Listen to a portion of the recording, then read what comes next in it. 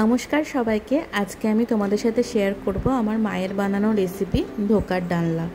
তো তার জন্য এখানে ছোলার ডাল ভিজিয়ে রাখা ছিল 6 থেকে 7 ঘন্টা। সেই ডালটাকে শিলপাটায় বেটে নিচ্ছে মা। ডাল বাটা তৈরি হয়ে গেলে এবার এর মধ্যে পরিমাণ মতো নুন, চিনি, হলুদ, লঙ্কা আর জিরের গুঁড়ো দিয়ে ভালো করে মেখে নিতে হবে ডালের মিশ্রণটাকে। এই রান্নাটা কিন্তু যথেষ্টই পুরনো দিনের। আমার মা আমার ঠাকুমার কাছ থেকে শিখেছিল আর আমি আমার মায়ের থেকে শিখে নিলাম।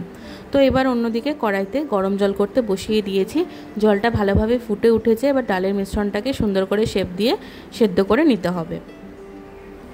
বেশি পরিমাণে সেদ্ধ করলে কিন্তু একটু শক্ত হয়ে যাওয়ার চান্স থাকে, তো তার জন্য একটু ফুটে উঠলেই নামিয়ে নেওয়ার চেষ্টা করবেন। আমার এখানে সেদ্ধ হয়ে গেছে। এবার আমি এগুলোকে নামিয়ে নিয়ে কিছুক্ষণের জন্য ঠান্ডা করে নেব। ঠান্ডা করার পরে এখানে ছুরির সাহায্যে ছোট ছোট পিস করে কেটে নিচ্ছি। ধোকার পিসগুলো কাটিং করা হয়ে গেছে। এবার আমি কড়াইতে সরষের তেল গরম করতে বসিয়ে দিয়েছি। সরষের তেল গরম হয়ে গেলেই ধোকার পিসগুলোকে হালকা লালচে করে ভেজে নেব। তোমাদের এরকম রেসিপি কেমন লাগে অবশ্যই কমেন্ট করে জানিও। পুরোনো দিনের এই রান্নাগুলো বানাতে কিন্তু অনেকটাই টাইম লাগে, কিন্তু খেতে কিন্তু খুব সুস্বাদু হয়। তো তোমরা যদি এরকম রেসিপি জানতে চাও তো আমাকে অবশ্যই কমেন্ট করে জানিও।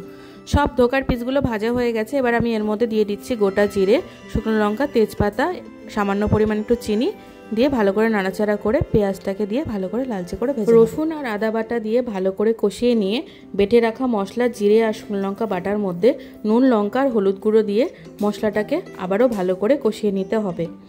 মশলা থেকে তেল ছেড়ে দিলে ভেজে রাখা ধোকার পিসগুলো দিয়ে ভালো করে মশলার সাথে কষিয়ে নেব।